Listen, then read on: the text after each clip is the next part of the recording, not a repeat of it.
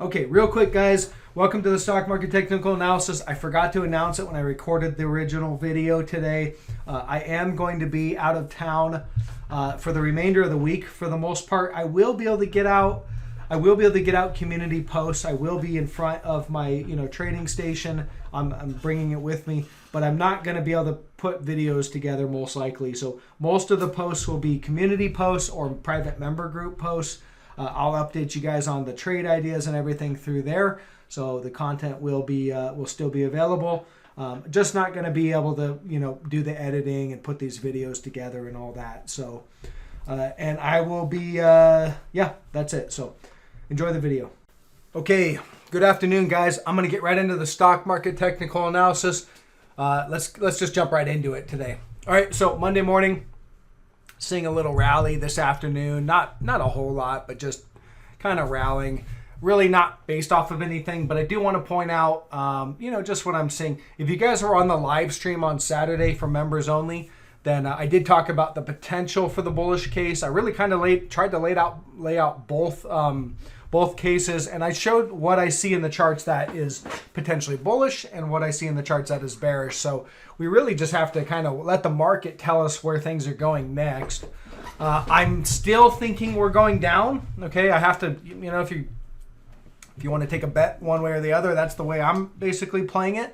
Doesn't mean it has to work out that way. We could rally, but we have to make a decision, and at the end of the day, there is risk involved, so I'm looking for more downside.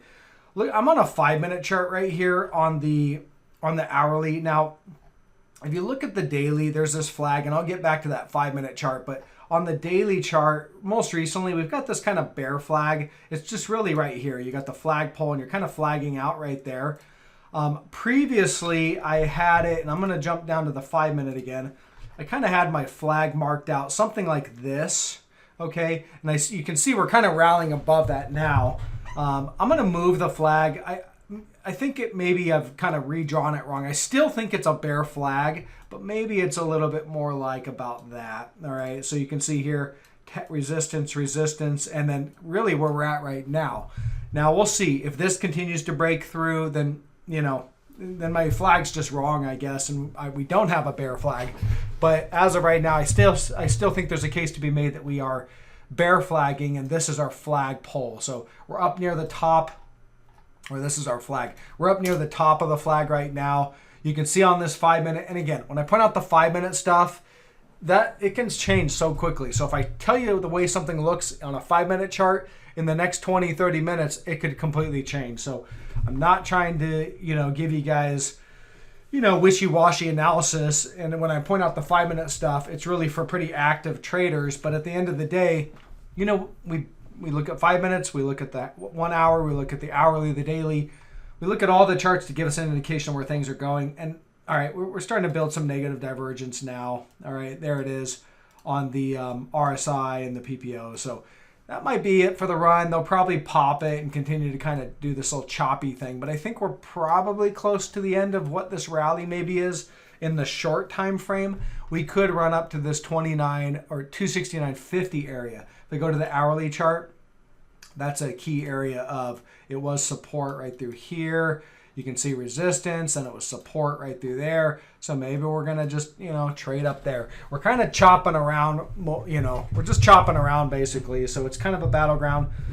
Maybe we're bear flagging, maybe we're not, But as of right now, it looks like we're still bear flagging. So I'm still looking for, us to really kind of stop moving higher, the rally to end right in the area where we're at now, up to about 269.50. Not much beyond that.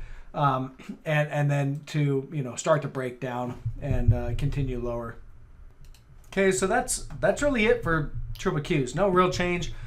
I know that the election results are coming out, guys. I don't think that's going to matter to the market. I think it's kind of priced in to have a split Congress, regardless. So I believe that's basically priced in. And if you see a gap up on the news of a split Congress, then it's probably going to be a selling opportunity.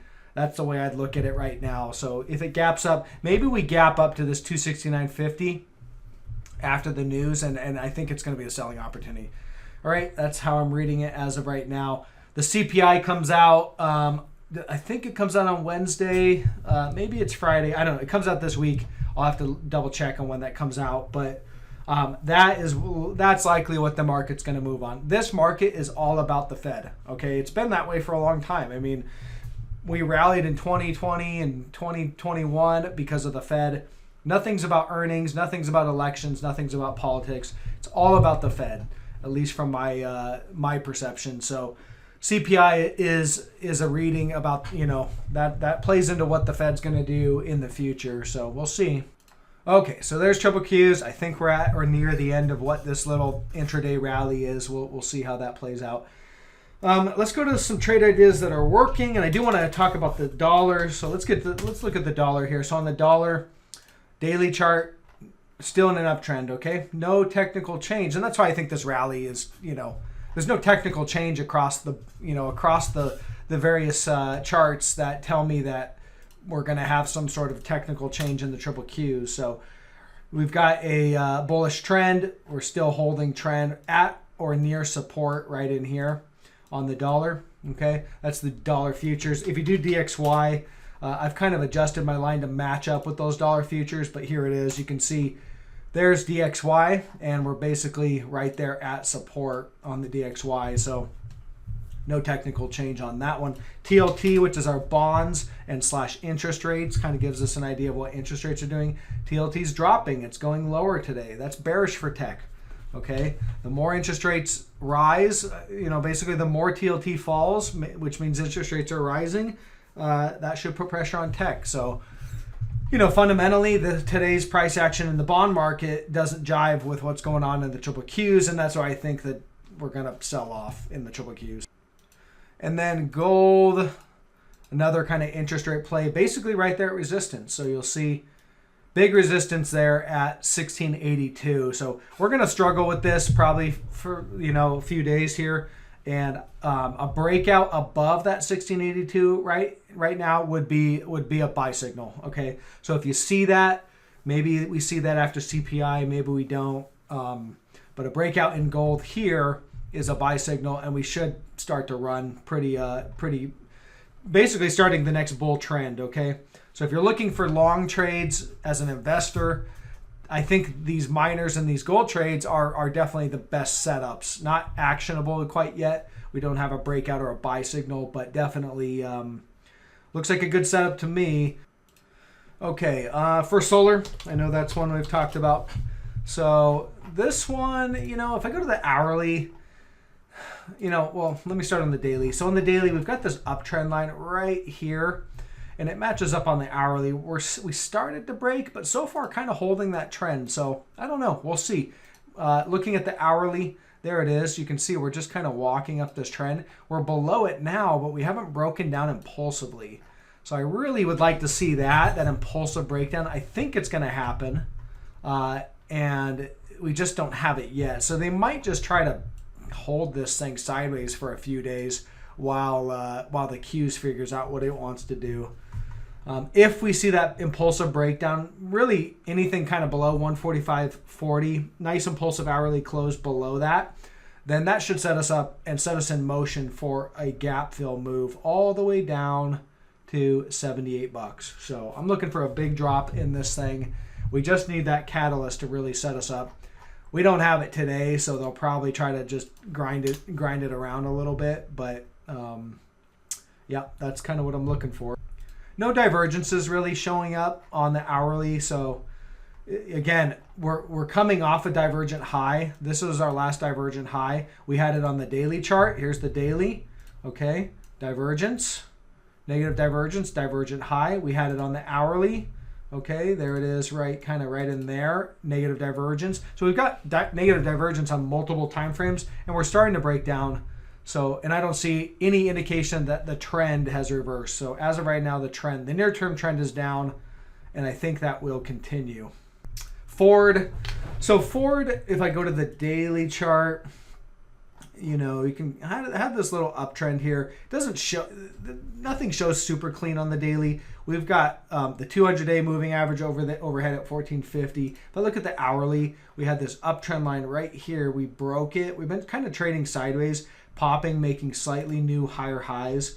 This was a divergent high, and again today another divergent high. Negative divergence on the hourly remains, and we just need to see this kind of breakdown. So I suspect we're going to just grind around and chop around for the next couple days, and then I think we'll probably break down here in the near future. Most likely when the Q starts to break, if it's going to break down, then this one's going to go with it, and they're all probably going to go together.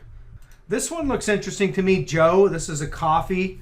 It's a commodity. I think it's at or near support. So I want to show you guys this as a potential long trade, kind of a new trade idea. Joe, on the daily chart. So we've got some support right in here at about 46.95. You can see basically rolling out. All right, resistance, nice big gap up. All right, so we're down in that area, and we held it once here. So that's a support zone. And we hit that zone last week, or back on the 27th.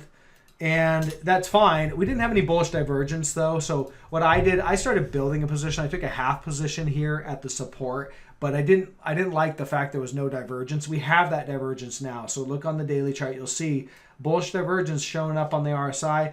Not quite there on the PPO. If I zoom in, well, maybe just slightly. Just starting to show up. So this trade might be a little early, but it's definitely at a key level of support. And it looks to me like we've got that divergence. We're dropping down today, making a new lower low and higher momentum at support. So to me, it looks like a good buy zone. And I added to this one today. And it's still pretty much, the trade, it's still in an area where I think it makes sense, at least from my perspective, for a long trade. And then we'll look for this thing to start to run. All right. Probably run up to this, as I look at areas of resistance, you probably have an area right in here at about 53.13. Looks like this was a key area of support, which should be resistance right there at about 54.80.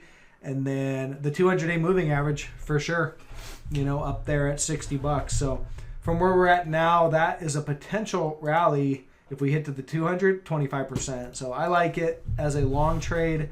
I'm starting to build a position in this one. If we continue to make divergent lows, as long as we continue to have this bullish divergence build, then I'll probably keep adding to that at the support level. Okay, so that's all I have on that one as a potential long.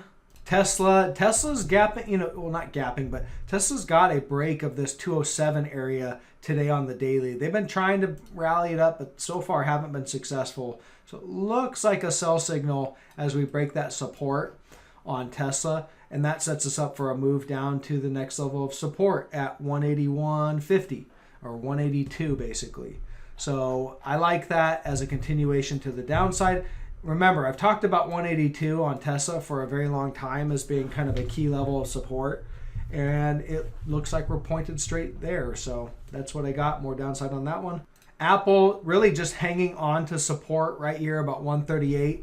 You can see on Friday they dipped below and recovered it. Today they dipped below, trying to recover that, just barely hanging on to that. So we'll see if that, if the bulls can hold it and stage a rally, then the market's going to rally. That's one thing to know. Microsoft, though, you can see that's resistance now, 227.70. It was support in the past. As I roll out, you can see you've got some resistance through here, okay, and then that was support through there, and support here. They held that, but we're below it. All right, that was a breakdown, and now it's a back test, and so that's it. It's a breakdown and a back test. So if they recover it, then we have a false breakdown, bear trap. Okay, that was if they are able to recover this 227, 228 level, and not just intraday, but because expecting it, you could expect an intraday gap up and then they'll sell it down. That happens quite often. You need to see a daily close above there. If they recover it, that's a bear trap. Otherwise, we've got a breakdown and a back test, and we are heading lower. So. All right, that's what I have on pretty much, that's my read on the market for right now. So no real change. Still looking for more downside in tech stocks especially. I'm going to get this one out there, guys. Drop me a thumbs up. Leave, hit that like button. Leave a comment on anything you want me to look at or, anything you just want to basically say. check out the course and the private member group, both in the link in the description below of the video. All right, catch you on the next one.